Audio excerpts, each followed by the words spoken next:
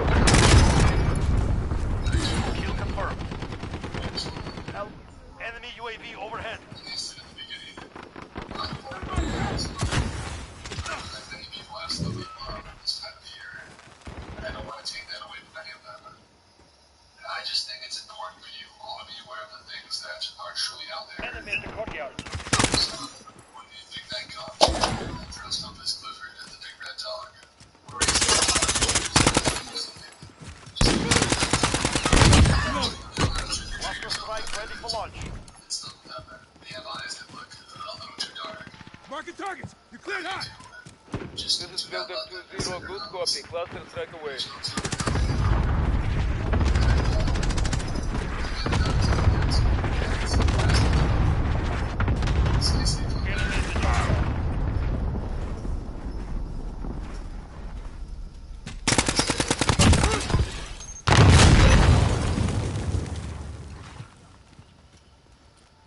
Kill confirmed.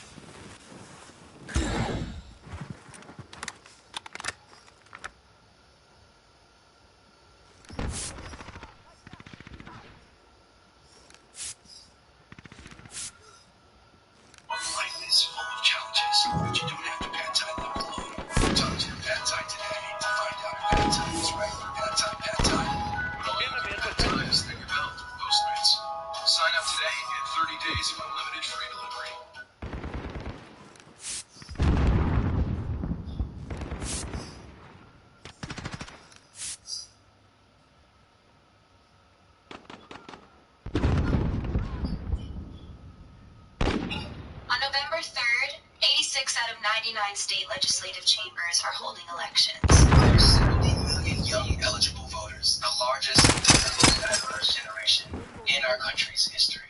We have the power to shape our country and communities, but we need all of us. So picture this. Kill confirmed. On November 3rd, we choose. Keep hitting them. 435 seats in the House of Representatives. We choose 24 senators and 13 governors. We choose the sheriffs, the DAs, and the judges too. 70 million young eligible voters. We choose to align a vision too humane to be political. You make the future prouder than it's ever been. So when the alarm goes off on Tuesday, November 3rd, 2020, and you arrive at your polls to see freedom clocking Kill confirmed. Stop working and your job 1 starts minute calling remaining. because American democracy is running late again. Vote anyway. Your vote is bigger than the color of your state. It is a revolution in motion.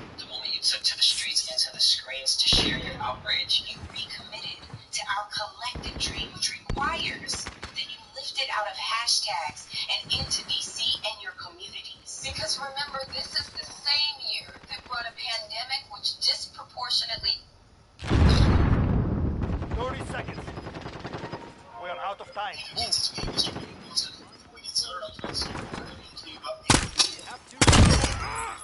Move. Load.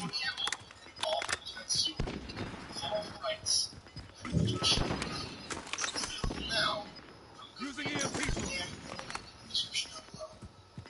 Now, on to tonight's story.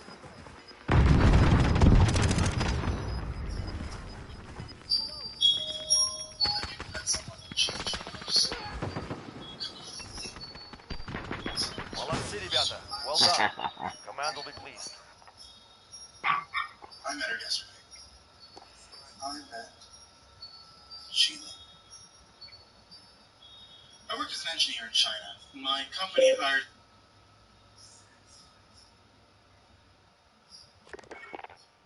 in central China. Responsible for many dams across China, and due to poor upkeep, had seen many lawsuits leveled against them when the machinery failed. My job was to check the machinery and dams and make sure that they were working correctly. It's a very lucrative job, and after a few years I found myself nearly fluent in the regional dialect. An American is something of a novelty for the rural towns I visit. I often find myself being invited to bars or back to someone's house at the end of the day. The women have also been amiable. I was intent on saving myself a marriage, so we never did much more than kiss. Even so, I never had any trouble finding female companionship if I wanted it. Well, I didn't, at least. And then I met Sheila. I was checking on a rather large dam near the coast, one that filters the often polluted river water and keeps debris from reaching the ocean. The dam had been leaking something caustic into the sea for a few months, and it was my job to figure out why it was doing that. I won't bore you with the technical details, but it wasn't hard to figure out what was going on. No one had bothered to dump the holding tanks that collected the pollutants, and they were leaking out into the dam wall, into the ocean. No one had bothered to tell the workers to dump the tanks either. So a week of work and one pumper barge later, the dam was back up and keeping the ocean clean. This was apparently cause for celebration. The dam workers took me out that night for drinks. The local community, heavily centered around the fishing industry, wanted to meet me and thank me for my work. The kind of festival was held, and I was introduced to everyone from the village, mayor to the town priest. The mood was definitely festive, and I can remember being handed a small cup of strong liquor at the end. The clear liquor was very potent, and after a while, the night became a jumble of coloring and sounds. I danced and I laughed and ate some of the best food I'd ever tasted. The whole village was so friendly that after a while, I forgot to be self-conscious about my height or my nationality, and just let myself be immersed in the moment. I was sitting under an overhead, fourth cup of strong liquor in hand, and saw a goddess approach me. Her hair was pink, long, white, and her dress was seafoam green and contour. She had an eye of every man, so the eye of every woman. And she didn't seem to fit the standard for these parts. She was tall, almost as tall as me. Her skin was darker, tan, brown. She looked foreign, vaguely unused to me. I remembered thinking, she looked like no one I'd ever seen. She sauntered up to me, her eyes promising things to her body were more than capable of keeping. Like you extended a hand to me. Yes? She asked, her voice gliding out of a midnight tide. I reached out, shakily. She pulled me out. As the music started, she began to spin me and pull me in time with her own eternal beat. We moved as galaxies, solar systems to ourselves. But when I looked at her, I could see her barely contained, longing. She desired me, wanted me, and when she pulled me, I could feel her heart racing in her chest.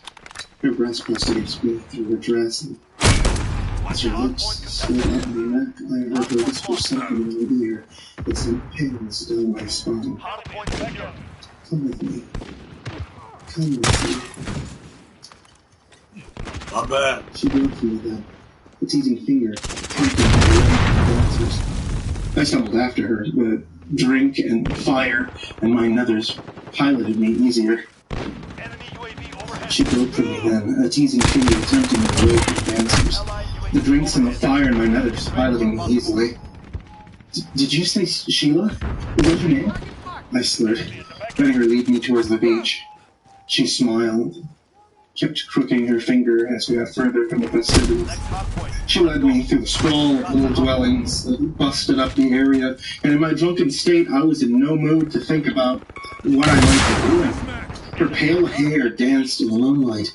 Her tan skin was shown so pale it was almost white. Turtle gross. Floating along before me as I stumbled on the rutted path, she beckoned onward. And as I came, I could hear some exotic melody floating around us in the air. I'm reloading. Then the dog began to bark, and the melody was snatched away. He wasn't much of a guard dog, some little mutt that had been chained up in someone's yard, but the effect that he had on her was jarring. She recoiled as though she had been burned, took a few shaky steps away from the animal. The dog, however, was lunging at her, straining against the chain and barking and growling loudly. He was choking himself trying to get free, and his aggressive behavior was aimed solely at my beautiful companion. Watching him maul the air was starting to bring me out of my daze. Sheila rounded on him suddenly, hissing like a scalded cat, and the dog yarked and backpedaled to hunker under the porch. Then she crooked her finger at me, and the lovely music began to take me away. Enemy's taking the hardpoint. We came to the beach, and she led me to a spot off the main beach that lay behind a strand of vegetation. We sat in a hand-carved wooden boat bobbing in the surf. As I climbed inside, I felt the weight of the drink descend on me. I closed my eyes and felt the boat slip out into the waves. My fingers splashed into the spray when we took the wave, and I remember thinking we were moving much too fast for a boat that shouldn't be paddling.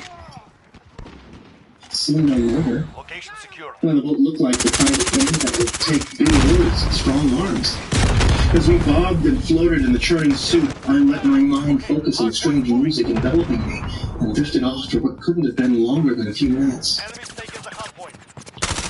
My look was on very different sands, and her hand had pressed against my chest and her face, very close to mine. She smiled as she saw that I was awake. Holy shit. Come, she whispered. It was off me and out of the boat, with cat-like grace. I rose from the boat much less gracefully, and as I looked out across the water, I could see the lights of the little fishing village many miles away. I looked to the oars, but didn't see them. I must have been out for hours, because there was no way we could have gone that far in minutes.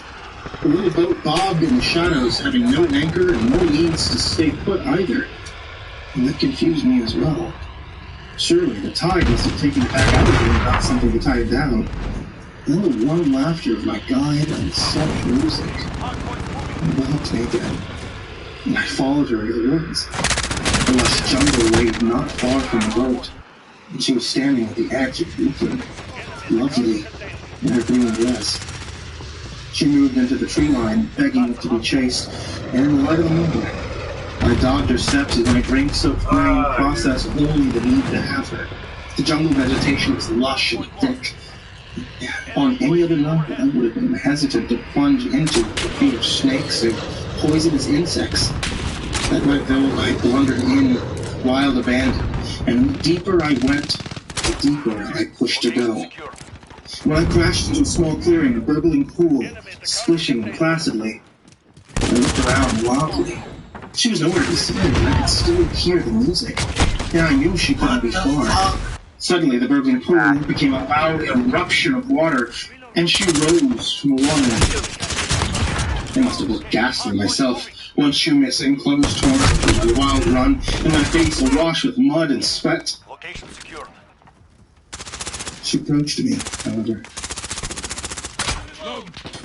As though I were some good dog. She slid her soft hands over my cheek and pressed her cool lips against mine. She tasted exotic, like oil and spice and something unknown. She tasted like the grave, but I wouldn't know that until later. She broke our kiss and slid her mouth to my ear and whispered her last request. Dance for me. I felt my limbs go taut, like a puppet whose strings had been pulled, and suddenly I broke into a wild and frantic sort of dance. The music in my head had changed, becoming primal and dissonant. My body threw itself wildly about, my throat erupted in earthly screams of ecstasy, and I felt like one of those ravers in a mosh pit as my body danced out its primal need for her. She sat back against a rock, her dress hiking up to show me a pale leg that I was sure had been tanned earlier. Hadn't she looked exotic? Vaguely Middle Eastern. Now her skin was pale as chrome. Her hair white. Her white hair seemed brittle, corpsey as the moon spilled across it. Her dress suddenly seemed like a period shift. And the green became mold. Oh, shit. Eyes stared at me in the corners of my passion dancing. I was a beast, a man of fire, and as I danced, I felt my limbs exaggerating themselves to their limits. My legs gave way first, spilling me headfirst in the dirt. I rolled over my arms and I saw her quick forward of my horror movie. She scuttled, pulled, and shot all fours, and my limbs refused to heed any commands I was giving them. My legs twitched, trying to dance, but unable, and my arms kept thrashing and hitching feebly as she approached me. I could see her staring at me from the soles of my feet, and she peeked at me from between her toes. Then she opened her mouth, very wide, and popped the big toe of my left foot into her mouth. When she opened her mouth, I had seen a double row of sharp teeth that promised to strip my flesh, even as they bit through my bones, and the toe entered her mouth, and I knew that I would never see it again. And when she started to suck on it, I thought maybe I'd been mistaken. Perhaps she was just playing with me. Maybe the alcohol had made me hallucinate, and this was nothing but an alcohol-soaked dream. And then she bit the toe, parting it from my body as she chewed with an ecstatic look on her cannibal's face. I cried out, but my cries mixed with that primal scream of the dance. No one would hear me out here anyway. Even the fishermen on the boats that might be close by would probably think I was some sort of fucked up that strange night bird. No one was coming to my rescue, and my body had betrayed me in the wake of the strange song. I was her plaything, her prisoner, and she could do with me as she liked. The other 4 toes of that foot went down similarly. She crunched them with relish. Her serpentine tongue slid out to lick the blood from her lips, and when the toes were gone, she took a bite of the now oddly shapen foot. The blood ran darkly down the nub, and she lapped at it hungrily as she chewed. My throat felt raw from screaming, the pain intense and throbbing, and as she took a bite, I heard my voice give out from crying. She looked up at me, seductively enough to make certain parts of my body quiver, and began planting biting kisses up my leg. The wounds were red and oozing, her lips now painted with my blood as she bit her way up. I began to realize her destination. I tried to break free of her spell, not wanting to be parted from this particular portion of my body. But I was helpless before her. She kissed her way up my leg, her mouth splitting at the perimeter and ripping at the corners as she prepared to bite through the front of my trousers. And then that bark howled somewhere in the jungle as she cast her eyes fearfully towards it. She stared in the direction for nearly a minute, seeming unsure of herself. She was rattled. The dog's howl had put her off, just like the one in the mainland had. She stared out into the forest, eyes searching frantically, but when nothing came running out of the jungle to challenge her, she turned back to her helpless, dancing captive. I'll save you the gory details. Needless to say, it was the worst pain of my life. I watched her throat bulge as she swallowed them down, a look of pure bliss on her face and my warm blood pattering down her pallid face. She looked up then, cat eyes searching, and I thought that she might be seeing my heart as it beat in my chest. She licked the blood from her lips and stalked up to my chest, grabbing my arms and holding them down fiercely, as so my feebly swinging arms couldn't hinder her.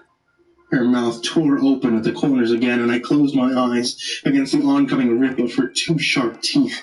My various wounds ached and bled, and at that moment I was almost glad it was about to end. At that moment, I just wanted the pain to stop. That was when I heard the howl. Closer now than it had been.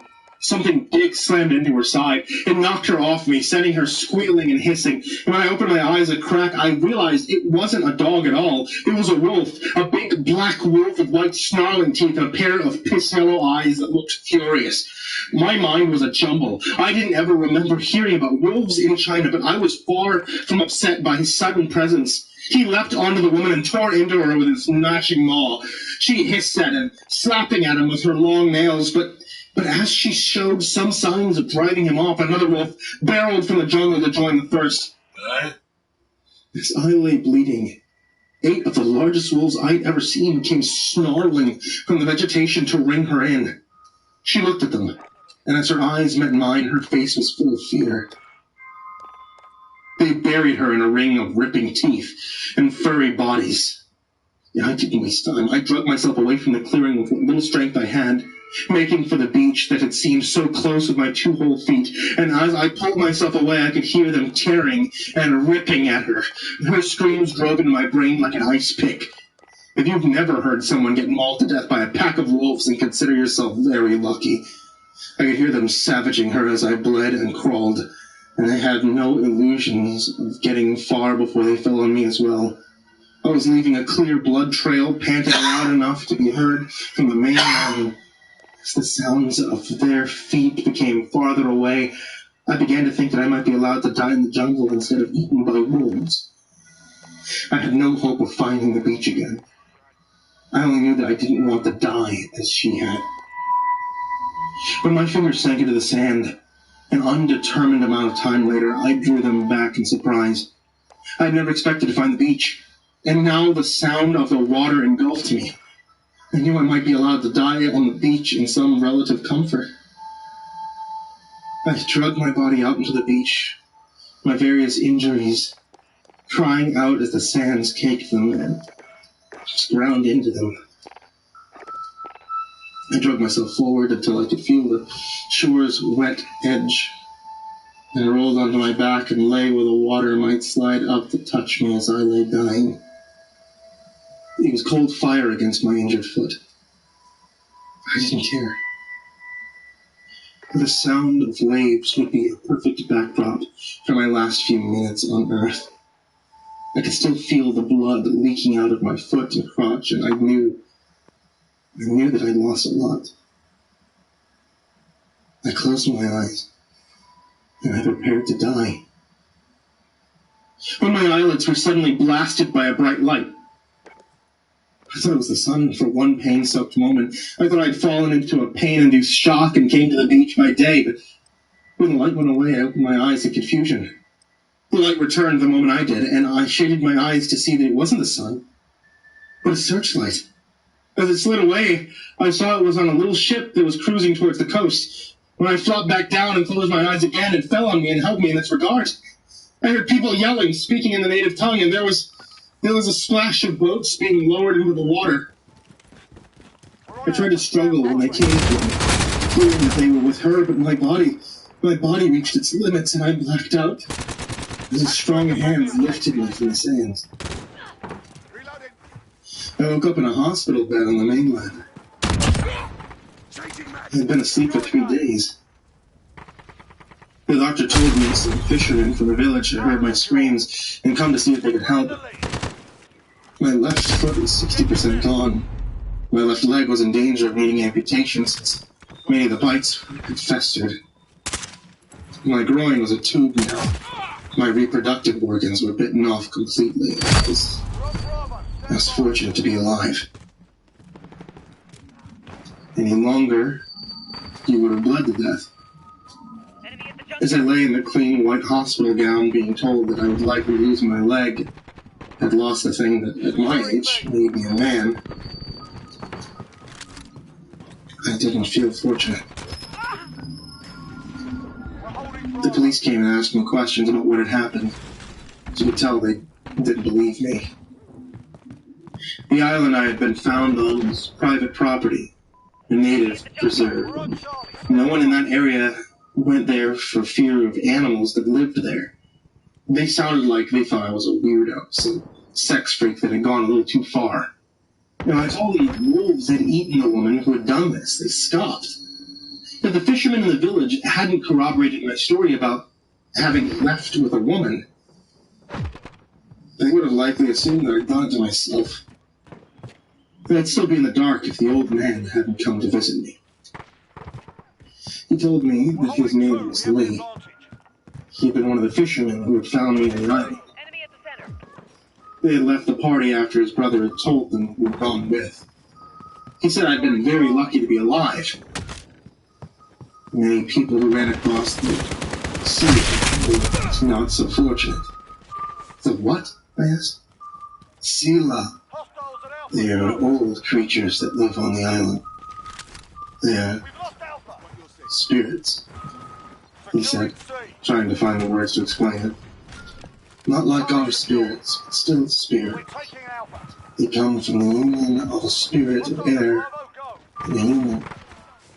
They feed on human flesh and love to entice their prey to a secluded area so they can extend their time with them.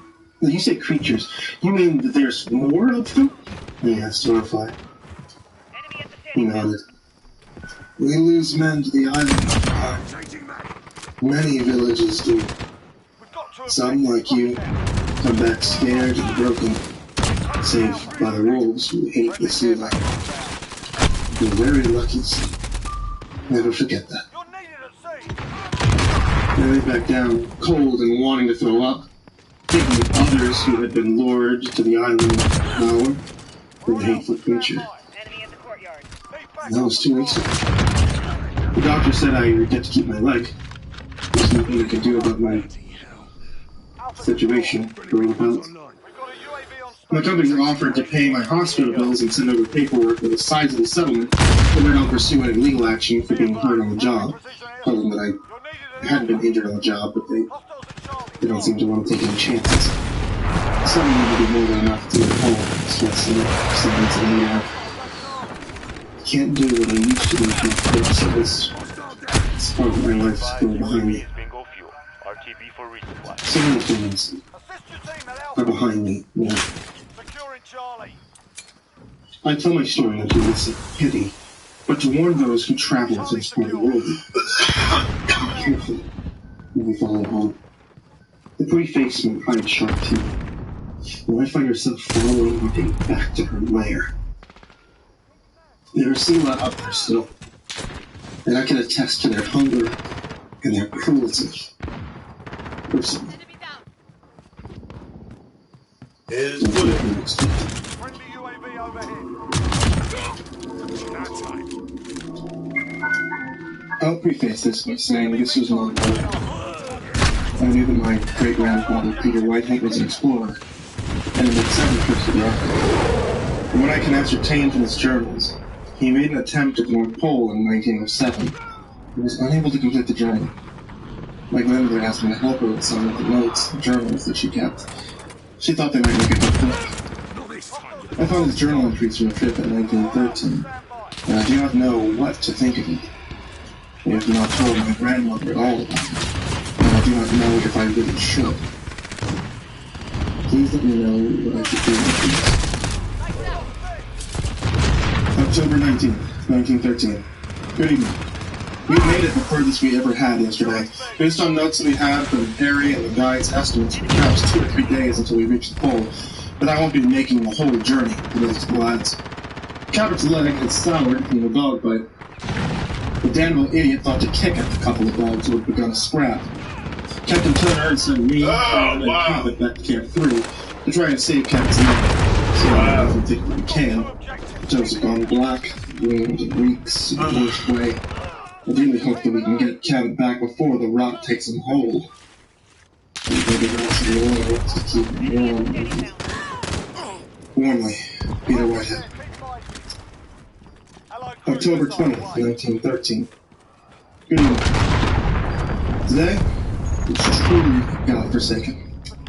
Salem and I have been trading Cabot from sled to sled to ease the burden on the dogs. We lost the tracks we had laid only a few days before on our way to Camp 3 and made near to the Hartford crevice. The team strayed too far right on. Before I had the mind to correct them, half the team was over the edge of that empty black abyss and the whole sled was falling. We had to cut the lead dog free before the wretch took the whole sleigh over. Atka was the best lead dog we had. The whole team sorely misses leadership and strength. I could see where he landed. But even now I can hear him crying and whimpering. The icy pit sounds to him. His cries are so big and sorry. I can't even bear to think of what sort of pain he's going through. Salem checked Cabot's wrappings when he'd settled into the tent. His legs gone black and sour. The smell's absolutely dreadful. I begged Salem to put the wrappings back on since he was from the boss. The stench so foul and loathsome permeated the tent of miasma disease. Salem said that the leg will most certainly have been taken. We have to haste on our pace to Camp 3. On the one hand, I hope we can get Cabot to the camp on time, and on another, I hope we do not. It's cost me a dog, and more importantly, it's cost me another chance at the pole. Peter Whitehead. Faggot. Postscript. It's been several hours since Atka took the terrible fall, and I could still hear him bang and whimpering in the ice like grip he's fallen into. I can't bear to hear him suffer like this at all. Cold, dying of some painful wound. Gathered up some pittance and some good rope, as well as a few flares. Endeavored to reach him and put the poor wretch out of his misery. Leaving this journal in Salem's hands in case they don't return. October 21st, 1913. Good morning. I'm writing this from the warmth and safety of the tent. The snow has whipped itself into a frenzy. Our poor little tent flaps and shudders, and every gust of pressure in the wind. I went down into the Hartford crevice last night. My pittance and ropes held true, the most ancient of ice. As I descended, I could hear poor Atka whimpering and crying like a child crying for his mother. Every inch further down that pit of Hades, his cries grew louder and louder, as if he knew I was coming. And I was coming down his misery. I climbed for perhaps 9 fathoms before my feet hit the icy ground. I started to flare upon reaching the bottom, and began to search for the fallen sled dog. There was little trouble to find the crimson frozen spot where Atka had struck the floor of the crevice. I couldn't find Atka. His cries echoed through the crevice. Remember, you can call your customers Chief. Just remember the big guy. Yeah. Next, Carvana. Even... As if God himself had fashioned the pit to reverberate all the noise on itself. The walls of the crevice were fashioned like that of a hedge maze, filled with nonsensical twists and turns so that I could not really find my canine companion. Atka had left a trail of dark green and blood on the ground. He had dragged himself along. I followed the trail until it seemed to disappear into nothingness, as if poor Atka had been scooped up by some giant hand. The entire time I searched, I could hear Atka whimpering and crying. I couldn't locate him. At one point I thought myself very close to him. His crying rose to screaming as if he were aware of my true intentions. So savage, feral did his voice become that he sounded less canine, more like his savage lupine cousins. Upon using half of my flares and becoming lost several times, I endeavored to return to the surface and warmth of the tent. As I traced my steps back to the rope that I had laid, I could hear a scraping noise accompanied the braying screams of Atka. As you know, I'm not a feeble man, but in that moment, I'll readily admit I feared the crevice more than I ever feared cold or hunger. It sounded as if some great creature was lurching through that frozen maze in pursuit of me. It seemed as if it was very close to me at some point, that perhaps it was simply a trick of the acoustics of the crevice itself. Perhaps something divine smiled down upon me. For after fumbling through what I was certain would become my own mausoleum, I found the rope and pickings, and I rose from the crevice. All night, we sat and we listened to the screaming and the scraping coming from the crevice. And the longer we listened, the more it seemed as if it were not a dog in pain, but the howls of a frozen hell coming to swallow us up whole. We could still hear the noise coming from the Hartford crevice. We shall be glad when we rest without fear. We're setting off now. Warmly, Peter Whitehead. October 21st, 1913. Good evening. The dogs were most perturbed from the noise coming from the crevice and were very apparently ready to make haste from where we had made camp. We rode hard south, expecting the sounds emitting from Atka to lessen as we put distance between ourselves and the crevice. But after half a day of hard travel, the sound was omnipresent as the night that we had spent on the lip of Atka's tomb. The peaks and valleys of the frozen hell echo in a bizarre alien design. After resting for lunch and break, we rode even harder for Camp 3. Salem and I said little to each other, at least not that didn't pertain to the cattle or dogs. I estimate that we're about 60 miles or so from our camp last night, and even now, as I sit in the comfort of my quilt and furs, it sounds as if Atka is laying directly outside the tent. Neither Salem nor I will sleep tonight, and although he said nothing of it, I both brought our rifles into the tent. Cabot's not woken or stirred since last evening, but Salem confirmed he is still breathing. Only.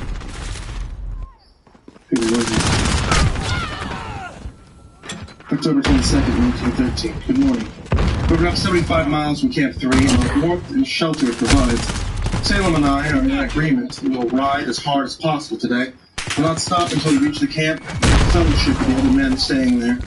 The screaming and braying was incessant, as if an eternal obedience sustains the voice that emits their most awful noises.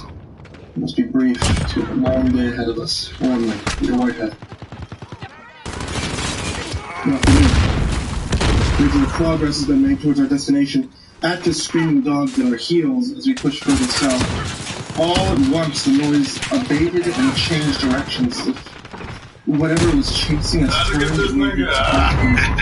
That's a good one. Even as I write this, I can hear the screaming and wailing and fading away into the north. Not far from the camp at this point. Wow. I'll be surely glad when we get there. Either way. At this point, my great-grandfather's entry is slow. He talks a bit about Cabot's leg needing to be amputated, doing some chores where we can. The entries are far and few between during time at the camp. He does not discuss Atka or the noise they fled from anymore. But the last entry in the Arctic, 1913 journal, will be chills, so I do not know what to do with this journal itself, if I should send this to college or museum. I should just destroy it. Try to forget about what I read. Nothing more to do. November 15th, 1913. Good afternoon. Captain Turner and the rest of our party have not returned. Either they were trapped in a storm and forced to wait things out. They should have made their way to us by now. The ice is hardening by the day. Do not set out soon. We'll be trapped here in the north until the spring arrives. Several of the men want to set north to find this party, and although I am ashamed to say it, Salem and I convinced them not to go. Jim and I have convinced most of the others to make the going south to the vessel waiting for us so that we might return home in time for the new time. Hopefully we'll be on our way by the morning. I've yet to hear any more strange noises coming from the north. But I know if we stay, the winter here will not be cold that takes us. Captain Curry and the rest of their comrades almost certainly departed from the They've reached the pole successfully, but they're not given a chance to see home. It's the most desirable of goals. I also pray that it's the most gentle of cold that should come out of their lives. I can't stand the fear of it too. If we leave for our southward-bound vessel tomorrow, this will be the last entry, and I am very glad to make. Cabot remembers nothing of the journey. Both myself and Sailor have agreed not to speak of it ever again. He's even gone so far as to burn his own journal. Yet I cannot subject myself to the destruction of my own. Vainly so, I suppose. No.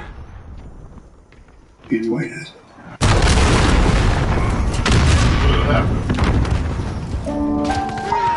Danny Thornton and Joe Tumberland had just finished their shift and were heading back to Central when the radio suddenly squawked to life. Fucking dog died in Danny, who had jumped into the cab while Joe drove through the night, yawned and rubbed the sleep from his eyes before responding to the radio's shrill beeping.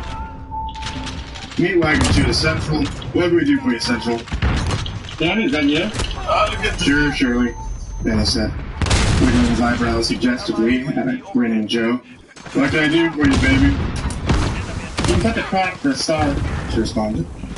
Danny, who had been stepping out with Shirley for the last couple of months, suddenly sat up straighter, frowning at the mic.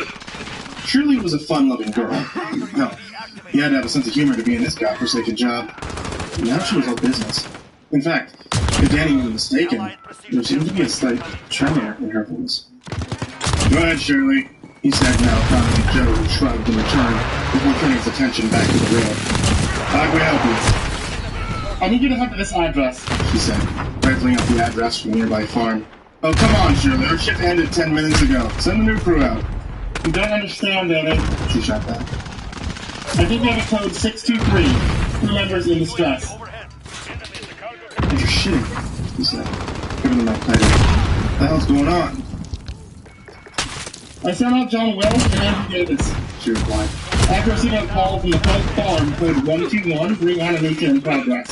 Apparently, the family's grandfather reanimated overnight after passing in his sleep. Was he locked down? Danny interrupted.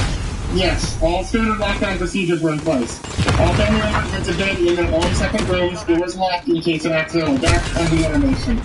I received a call at 1 a.m. after the family woke to the reanimated body pounding on the door. They called it in and I sent out meat wagon 3. Simple bag and tag for incineration, but it's been over an hour now, and they haven't returned to Central. I tried their radio, their cells, even rang the home address for the caller. Nothing, Danny, not a goddamn thing. I think I could be in trouble. I really do. And you guys are only a few miles out. Can you check it out for me? Please. Tag him and tag him, damn. Sure, Danny said, without hesitation. We're on our way. What was the address again? She told them while Joe typed into the computer. He gave Danny the nod. Okay, Central, we have it. On our way. Thank you. She responded. And Danny, be careful, okay? You know me, babe. Careful's my middle name. Less than 10 minutes later, they were pulled out beside Meat Wagon 3, which sat like some kind of hunched animal in the darkened farmyard. Lights burned in the two-story farmhouse, but there was a certain stillness that both men noticed as they exited their vehicle and loosened their sidearms before approaching the front of the house. They came together at the front porch, weapons raised. Danny gave Joe the nod before slowly reaching out and trying the handle.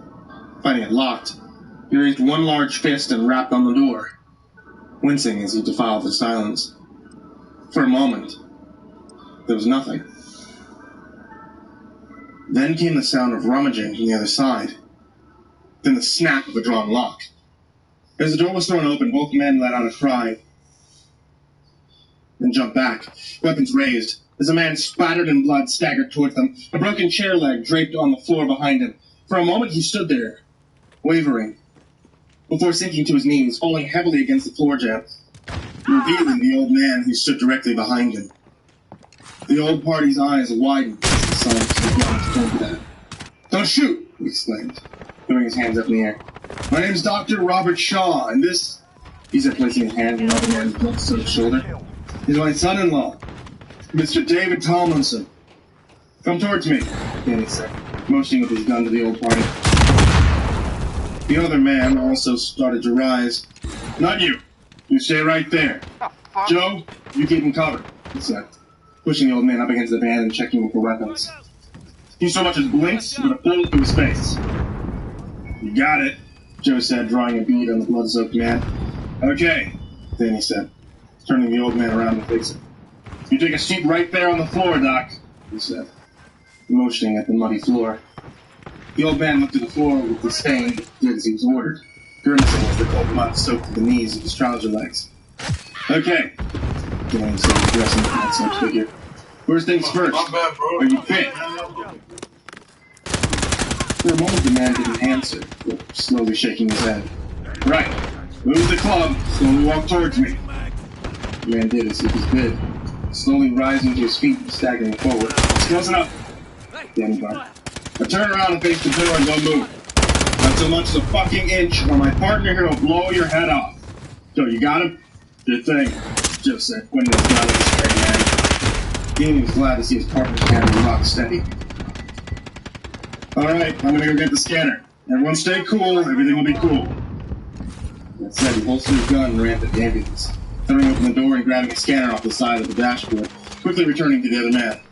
Okay, he said, I'm scanning you now. Better hope and pray that you aren't lying to us. What's gonna happen if this thing turns red? The other man nodded. Alright then, Danny said. Let's get this done. Taking a deep breath, took a step back, and drew his weapon, resting a cold metal barrel against the other man's head. He raised the scanner and pressed the button for a moment. The thing hummed to life as it scanned the blood-soaked man and then let out an ear-piercing beat. And the display screen glowed green. Then he let out a sigh of relief and gently laid the trembling man to the ground. Are you hurt? He said. Whose blood is this, and where are the two crewmen you sent for? Is there still a reanimated in there? The man held up a restraining hand, cutting off the flood of questions. No, he answered. I'm not hurt. We managed to fend it off. Him, my father. Please, the other man interrupted from his kneeling position by the man. Poor David's been through so much. Please, let me explain. He started climbing to his feet, his hands still raised. Then he waved him over impatiently. All right, he said. You lower your hands, please. For the love of God, tell me what the hell's going on here. Joe, you got that door covered. Sure up, partner, Joe responded. What do you think? All right. What's the story, Doc? The other man ignored the question, instead kneeling down, dragging his son-in-law to his feet. You all right, David? Truly, all right. Yes, the other man said, seeming to regain some of his former strength. I'll never get used to this, Robert. Never. Get used to what? Danny groaned. Somebody better start talking sense, and real soon, or you'll both be charged with obstruction. Now, whose blood is that, and what's the situation inside? All right, the doctor said, turning to Danny. For David's father, Mac, who died of probably a massive heart attack in the night. Considering the man's size, well, we awoke to the sound of pounding on the bedroom door and the groaning of a hungry head inside. We, Danny interrupted. Who's we? Get a real head count here. Sorry, the doctor responded in his cultured voice. Myself, my daughter, Marcia, and David, of course. Where's the woman? Danny asked quickly. Is she still inside? Is she bit? No, of course not, the doctor replied. Do you think that's foolish? As soon as we knew what was happening, we sent her down the road to our neighbor. She was quite safe, I assure you. After that, we rang the center to come and collect one Mac. They came post-haste, but... And here he stopped, looking down the ground. A tremor ran through his body. And? Danny encouraged. What happened? We took them to the room. They drew their weapons and rushed in. All went wrong. One of them slipped on the bathroom rug and he fell and his weapon discharged. It shot his friend in the guts. It all happened in a matter of seconds, you understand. And poor old Mac was upon them, tearing into them. David tried to beat him off, but to no avail. In the end, he had no choice but to retreat and lock the door. Both your men here, dead by then.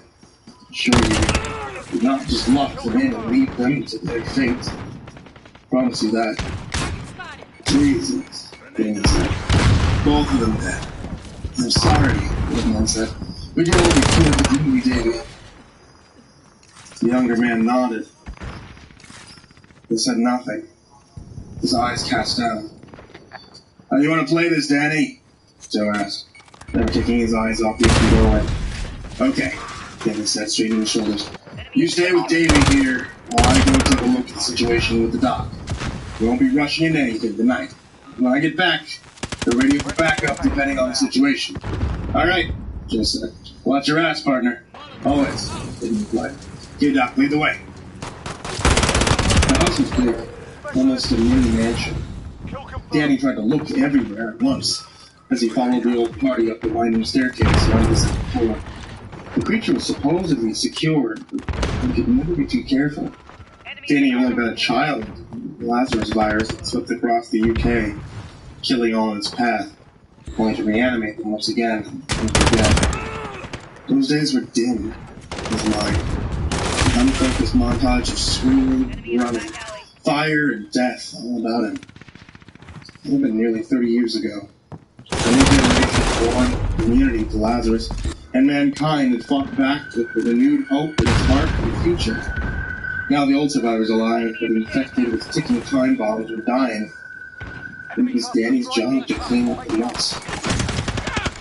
Okay, the doc said, stopping and pointing to an old-fashioned wooden door down the hall. We are here. Mac is just inside, locked behind that door. He'll be requiring this, he said, backing down the key. You keep hold of it, I'll take a look inside, Danny said. How do you expect to do that without this? He said, once again trying to handle the key. Danny ignored the offer and stepped past the doctor, taking a small case from his overall pocket. He snapped it open, revealing a long, flexible probe attached to a small screen. How clever, the doctor said from behind him. Okay, Danny said, kneeling down and feeding the probe under the door. Let's see what we have here. He pressed the button and the screen shut the light, revealing a closed room in front of him. For a moment, Danny didn't understand what he was seeing. The room behind the door was covered in some sort of plastic sheeting. Blood was smeared across the walls and lay in puddles. Two men were chained to the walls, and Danny recognized John Lewis, the ambulance driver who looked like chained, gagged, and naked in place against the wall. He turned. What the hell? But his question was cut off by a heavy pottery vase smashing across his face, sending him crashing into darkness. He woke sometime later to a gentle tap on his face. He groaned and tried to swat the incessant hand away from him, but the cold chains held him in place. Chains! It all came flooding back to him. The room, the blood, poor John Willison. Where the hell was his partner, Joe? The fuck are you doing? The doctor, who now had retreated to the center of the room where he sat in a cheap-looking plastic chair, looking at Danny with something akin to pity. Now, Mr. Thornton, please calm yourself. Just, let's discuss this in a simple manner. Fuck you! Danny said. Joe! He screamed. Joe, help me! Where are you? The doctor said, straightening his cuffs. I'm afraid your friend Joe has been dead these past 2 days. He and the other gentleman were also sent for him. Only you remain. Please, Danny pleaded. What do you want from me? Just let me go, okay? I won't tell anyone. You'll never see me again. I promise. Cut me loose. He said, growling in anger, straining against his bonds. Just fucking cut me loose!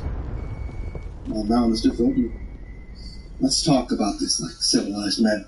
After all, you'll be making a great sacrifice for your country.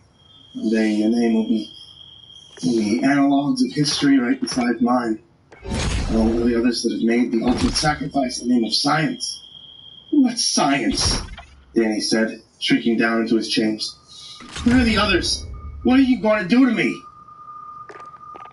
So hard to explain, the doctor said, running his fingers distractedly through his hair. So much has happened, how to explain it to a layman such as yourself. I want you to understand that. I need you to understand that your sacrifices won't be for nothing. Suddenly his face lit up. David, he called over his shoulder. Please, bring her in. Now, you'll see. he said briskly, rubbing his hands together. Now you see all that I've accomplished. Then he could do nothing but look on in horror as a zombie was led into the room, a collar around its neck. Holding the chain was David Tomlinson. Danny scrambled backward against the wall, and the thing lunged at him, arms strained. She would have grabbed him then, latched onto him, and dragged him towards her waiting mouth, except her hands had been wrapped in tape, and her mouth gagged. With a curse, David Tomlinson dragged her away, and Danny looked on in disgust as the man wrapped his arm around her thrashing body, whispering, crooning gentle words into her ear. Suddenly the zombie stopped her thrashing and stood stock still, like some child's toy in which the batteries had been rudely yanked. There, the doctor said, smiling up from his chair. That's better. You must forgive Marcia. She hasn't been fed for the last few hours, and she gets so desperately hungry. Danny said nothing, but just sat hunched, his mouth agape. The zombie stood still, didn't try to attack the two men closest to it, just stood there swaying, his cloudy eyes staring greedily toward him. You must have questions, the doctor continued. So many questions. Danny managed to rip his gaze away from the gray figure and looked at the doctor as if seeing him for the first time. What have you done to it? Why is it not attacking you? A look of annoyance flashed across the doctor's face. The job is looking for us, she thought. Her name is Marcia. She was my daughter. Poor David's wife. Behind him, David let out a sigh and began to stroke the zombie's filthy blonde hair. He only stopped when a large chunk of her scalp came away in his hand. That same melancholy sigh, she placed it back in place and began to straighten the remains of her tattered dress. Jesus, Danny said, repeating the same question. What have you done to her? Jesus has nothing to do with it, the doctor said, rising from his chair, beginning to pace the room. Perhaps he does. Did not Jesus raise the dead after all? The virus up called the Lazarus virus. I was there, when it got loose. As one of the chief scientists reported. I have been studying the effects on reanimating dead tissue. The damn thing got loose. Don't even know how it happened. But when the siren started to gray, the whole facility went locked down. I was trapped in my very own office for nearly 24 hours. The cleanup crews went over the place with a fine-tooth comb, disinfecting, spraying the place off, giving people blood tests. Of course, back then, we didn't know how the virus hides and hibernates in some people. We now call it a slow burn. Before we knew it, the virus was everywhere, and of course the dead came with it. We held on to the facility for as long as we could. I was close, so close to breakthrough. Those fools threw me out, claiming that I was doing things that were unethical. And here we were, the world falling apart all around us, millions dying. We kicked up a fuss about a few live subjects. After that, I fled the facility before it became overrun and came south to this remote farm. Find David, with my daughter, Marcia. Before Marcia had already been infected, she was dying when I arrived. Her temperature so high, she burned with fever. She turned that very same day and we imprisoned her. Of course, David wanted to kill her out of love and end her suffering, but I told him a different way. I told him about my experiments and the fruit that they bared. Dead, you're not really dead out there. Lower brains still function. They're trapped inside themselves. Have you ever wondered, he said, turning back to face Danny, why you only kill a massive brain trauma? Why would this kill them if they were already dead? My ignorant friend, he said, kneeling down in front of Danny. That's because a part of them is still alive. And I found cocktails and drugs, constant feeding. And I believe the process can be almost completely reversed. You're mad, Danny said, lunging forward, causing the old party to scramble away. She's dead. She's fucking dead. And how many of you murdered? How many of you fed to that thing? Easy, the doctor said, hurrying away and standing back down, wiping at his brow with a crumpled handkerchief. There's no need to be violent, Mr. Thornton. Violent? Danny spat. Violent? You're talking about feeding me to that thing! She's no thing, the doctor said, jumping back to his feet. In fact, in the last 5 years, she's come on leaps and bounds. She now recognizes herself in the mirror. She recognizes David and I. Look how docile she is around us. She can even speak a few minor words. Look, he said, ripping the gag from her mouth. Speak, he demanded. Say something, my dear. As soon as the gag was removed, the zombie lunged forward, causing the startled doctor to leap back with a cry of alarm. But she was jerked back just in time, saving them from her gnashing teeth. Cursing, David dragged the creature that had once been his wife across the room and chained her to the nearby wall, careful to avoid her snapping teeth. On the floor, Danny began to laugh hysterically. You done a damn fine job, Doc. Look how civilized she's become. I think this is funny. The doctor rounded off. But it's not. Don't you understand? Can't you see? She's only attacked at the most opportune moment after the gag was removed. That shows planning. Cognitive reasoning. You're fucking mad. Danny shook his head sadly. Your own grief and denial has driven you insane. Let me go, and I'll put that poor thing out of its misery. I won't even report you straight away. Give you a little time to run.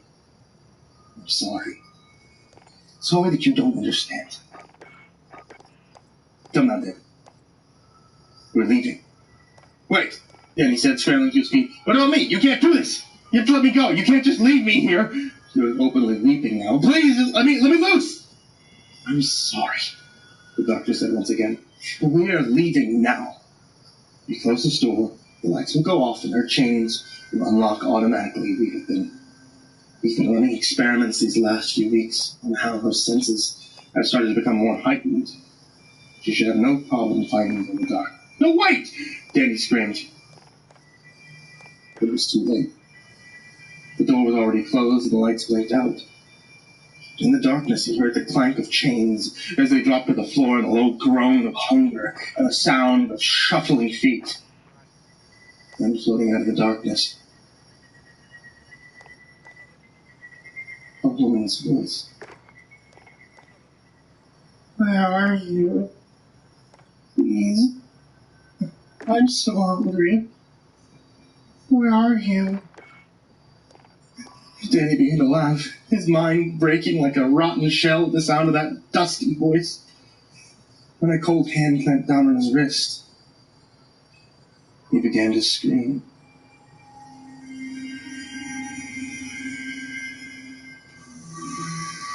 It appeared one day in the hallway of our bedroom, without any warning or nothing. You got ate As up. if it had always been there. I was the one who found it. It was early in the morning. The darkness hadn't yet dissipated, and I was getting ready to go out for a jog, trying hard not to disrupt my wife's soft snores as I slipped my shoes on. I got up, stretched my legs, and began peeping out of the room, and I felt it at the back of my neck. A sudden burst of cold air, nipping at the flesh of my neck, causing goosebumps to spring up on my arm. I gasped as tremors ran through my body. What the fuck?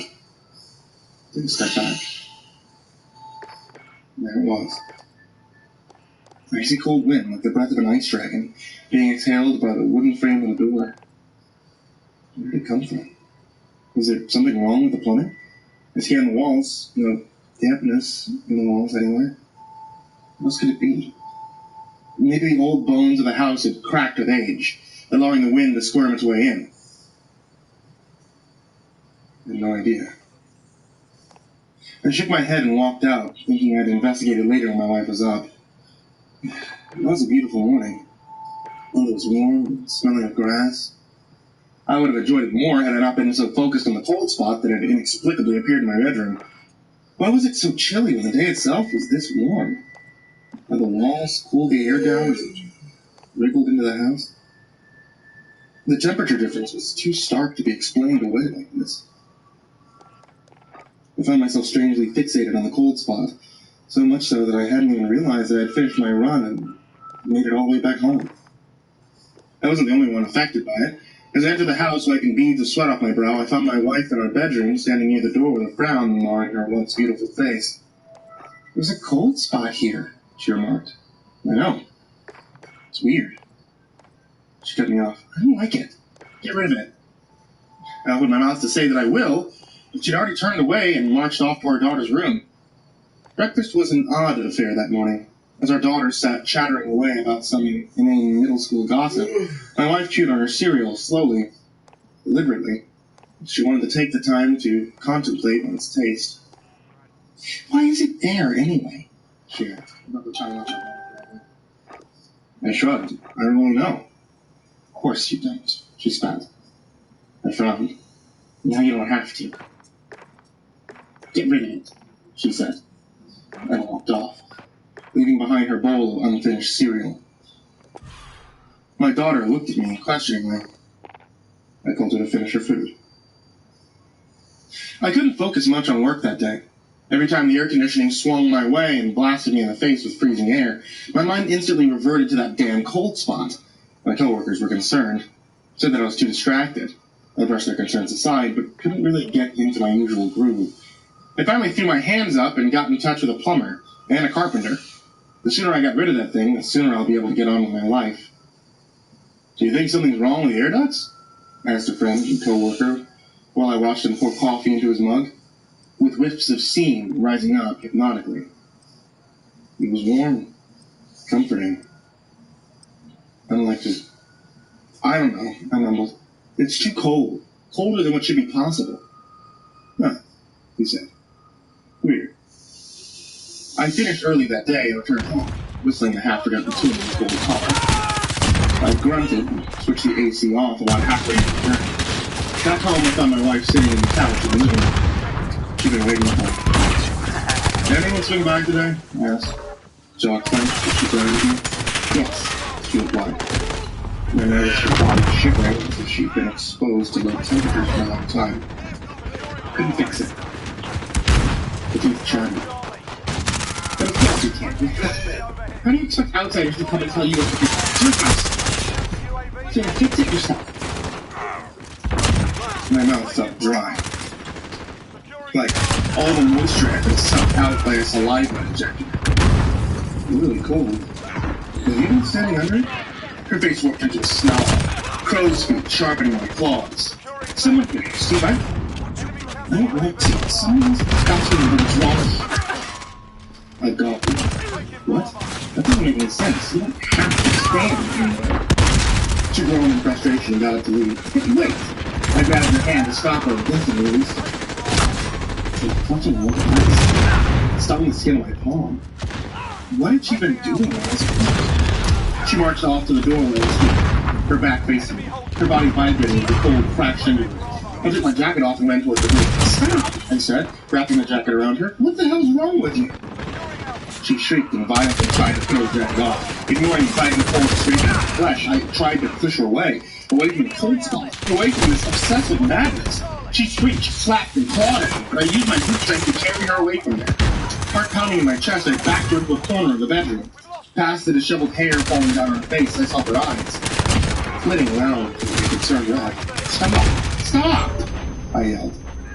Fear and desperation cleared my cracked voice. "Please!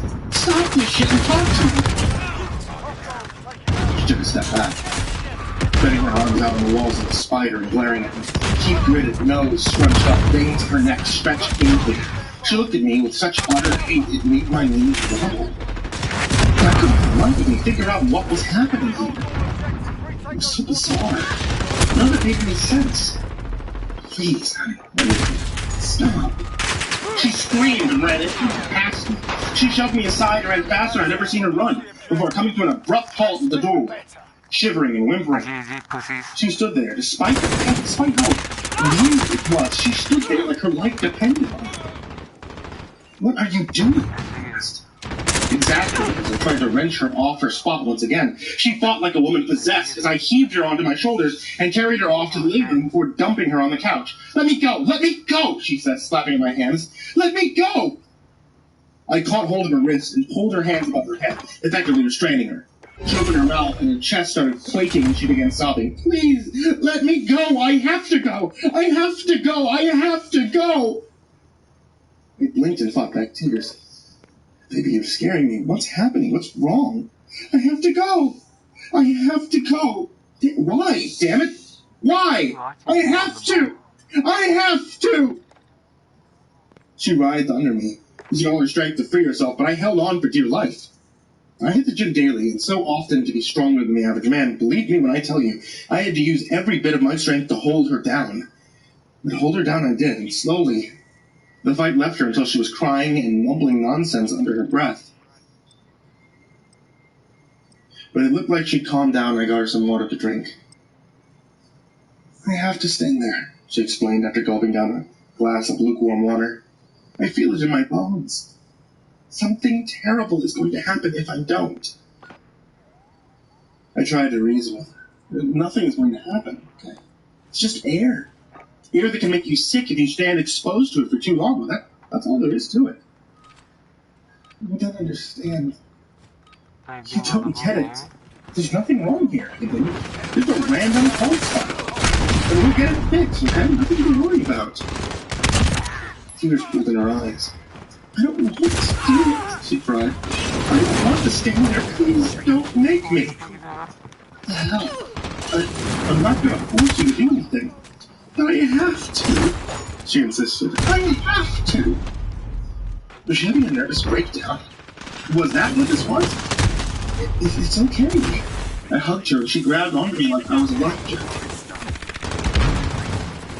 I kept a close eye on her the rest of the day. Didn't let her out of sight until we were straight to that. Tucked our daughter in bed and retired to the guest room, shutting the door behind us. There's no way we were going to sleep in that room, and thankfully, my wife didn't insist on it. She calmed down since her outburst and was no longer fighting to stand in that doorway. I took no chances and kept her within arm's reach. I craned my neck and looked at our bedroom once before locking the guest room door shut. Then shouldered down my spine when I noticed a faint mist in the cold spot. I shook my head to clear it of cobwebs, doubt, confusion. Just a cold spot. Nothing more. My wife was up well, and I promised myself to book an appointment with a therapist the next day. She fell asleep, with me on my back, and her head on her chest. I woke up to an odd, really thumping sound.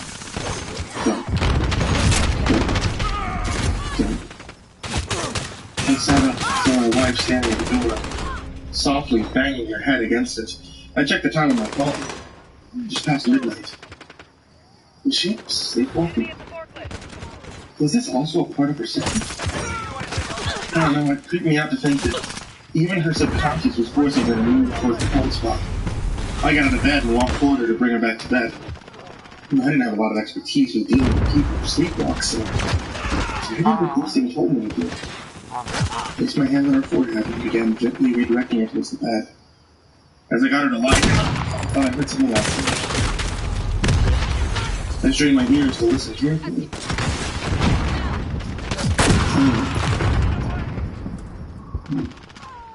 Twisted in my imagination as I settled into the bed once again. It was morning when I woke up next. The sunlight was streaming into the windows and falling on my face. I yawned and stretched my arms and noticed I was cold.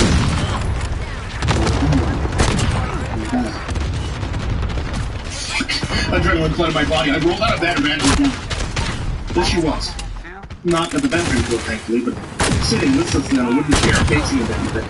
I could see the side of her face. It was blank, like the light had drained out of it. I glanced at what she was looking at.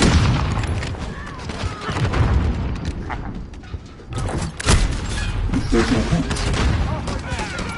My clammy hands felt my sides. I shook my hands in the wind. I stuck with cold, not wanting to confirm what I feared. I absolutely had to.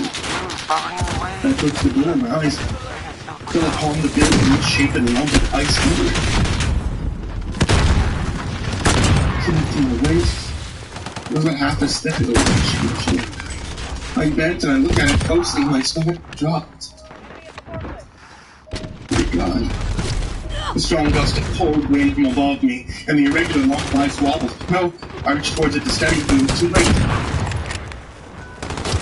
The thing crashed to the ground, shattering into a dozen pieces. A small, basketball-sized chunk rolled over and stopped at my naked foot. The ice freezing my toes, but I didn't pay any attention. Because I was too busy looking at these things. Sitting frozen, decapitated head of my daughter.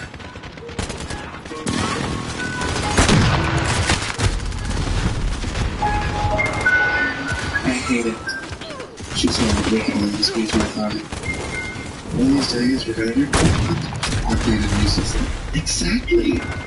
She clambered up the chain link fence, leaving a muddy footprint on the trespassing sign.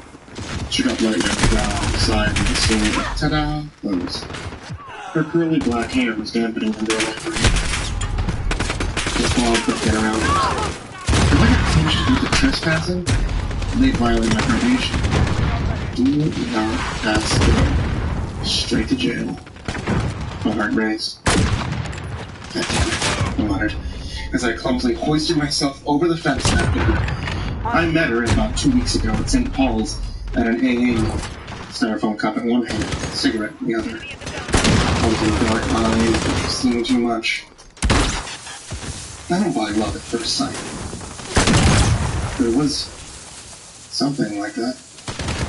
It was a love that a junkie has for that new fix. I slipped on the other side of the fence, nearly falling into the mud. Susie laughed her tip in the darkness. His cheating eyes filled with her cigarette. Careful. Soft puffs of smoke enunciated the syllables. We crept towards the massive and abandoned complex of what used to be the state hospital.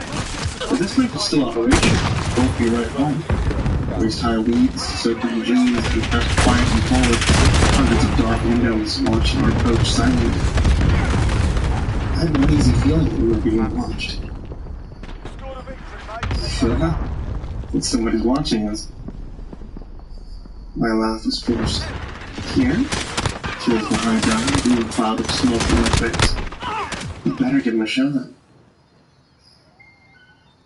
Addicts never really cured. We just swapped vices. Pills for weed, dope for booze, nicotine for sex. We can't cope with the normalcy of sobriety, the boredom and pointlessness of life. Susie's kink was risk. Risk of being caught or fucked. I guess it's mine too, although I didn't know it until she introduced me to it. The thrill of being caught in a place I wasn't supposed to be, that was a rush that I never got from drugs. We fucked in bathrooms, libraries, museums, movie theaters. We broke into her estranged uncle's house, fucked in his kitchen. The night I met her, St. Paul's, in a confession booth, under the angry glare of Jesus on the cross. I never said I was proud of it. This is fucked up, I said, as we walked through the massive front door into a semi-demolished lobby. I could hear a soft drip, drip, drip. The squeal of a rat. I had serious doubts that I'd be able to get it up. Last week's sex in the temporary abandoned hallway of the hospice ward was challenging enough, but this... Yes. She breathed against my